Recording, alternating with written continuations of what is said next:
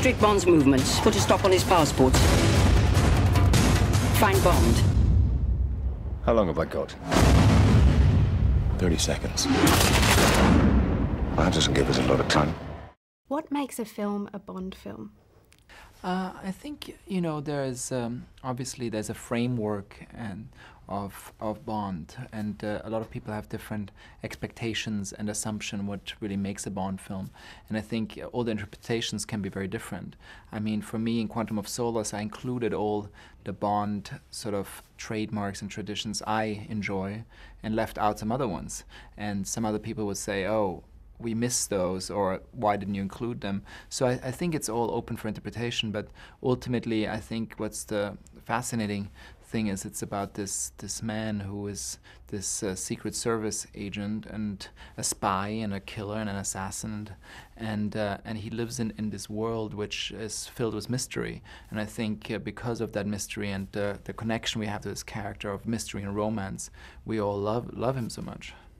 Did you find that pleasurable, or was it a constriction to actually take the elements of Bond that you did use?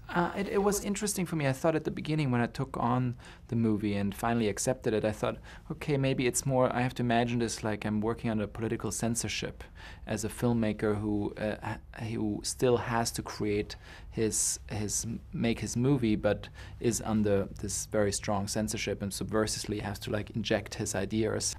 But then it turned out to be very different because the producers really were open and to my vision of Bond and sort of supportive of that vision and gave me all sorts of freedoms.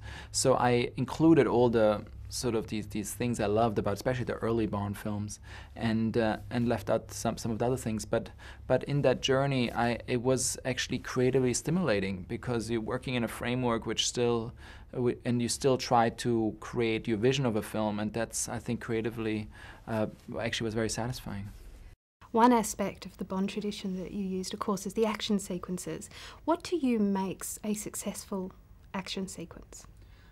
For me, action sequences have to embody several things. Some of the things are elements you haven't seen before, or the unexpected and the thrill of it, that you feel like you're almost in the sequence, and are just in awe of how was that possible? How did they do that?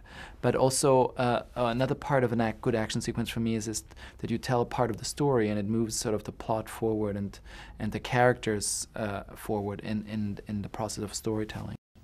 One thing that occurred to me watching the action sequences is I could see a lot of the framing and montage that's similar to a lot of Hitchcock films. I think there was a lot of Hitchcock references, and I could see North by Northwest and The Man Who Knew Too Much in some of the actual action. But I'm wondering if you were drawing on his work for the montage and the editing approach.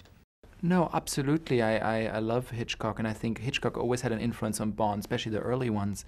He had a very strong influence. And those two movies you just mentioned, North by Northwest and The Man Who Knew Too Much, were definitely two influences.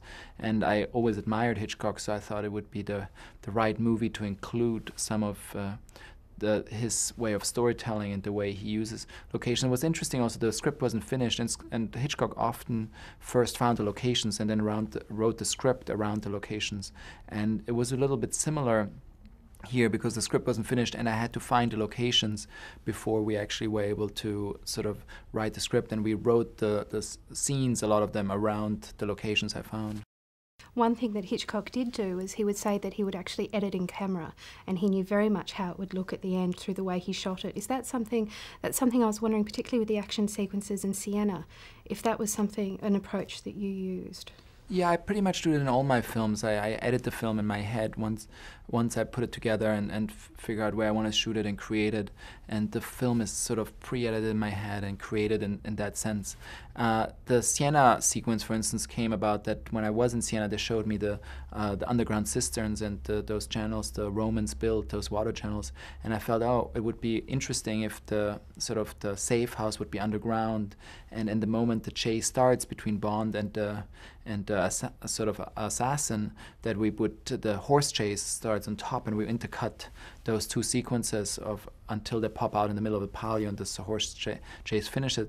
And that kind of style of intercutting is I used in a lot of my other movies before this as well, but it became sort of a theme throughout the movie. I do it in obviously in the opera sequence as well, and at the end when both Camille and Bond fight their nemesis, and also even when Bond communicates often back with MI6, there's this sort of intercutting going on. So it became a stylistic device I personally like very much.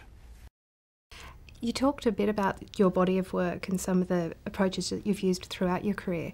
You have a very eclectic range of genres that you use, yet each of your films seem to focus on an isolation in the protagonist. And I'm wondering if this is something that you're drawn to in the films that you make. Yeah, I feel like, you know, when I was a child, I always sort of was a little bit left by myself and was isolated, and there was a sense of loneliness and being alone in the world, and I think that isolation, you know, always stayed with me throughout my life. So it's always something, the themes of my films I draw upon, that all the characters are either, you know, emotionally closed off or repressed or isolated and lonely, and Bond fits right into this. So I could feel like, oh, I can make this movie because I can identify with that. And it's something, you know, in a lot of, I think, in a creative process of a filmmaker or a writer or artist, they is drawn from your past or your childhood or your life experience, and sort of I feel that we as human beings today in the world are so often so lonely and isolated, and it's so important for us to connect and reach out. And I feel the more tools there are actually to connect, and the more toys we have, the more isolated people often get. Yet within this isolation in this film, there are some wonderful relationships, particularly the relationship between M and James Bond. What's your favourite relationship that exists within the film? It was very important for me to make the part of Judi Dench bigger and really flesh it out more, because it's a wonderful relationship the two of them have, and she's the only woman Bond doesn't see in a sexual context. So I really think that relationship is one of my favorite ones. Another relationship I really love is the one between Bond and Mattis. Giancarlo Giannini's part. I think in both of those relationships, both of those characters know Bond better than Bond knows himself, and that's a reflection of their wisdom and age as well. And Bond really still trying to figure out emotionally where he is and where he belongs.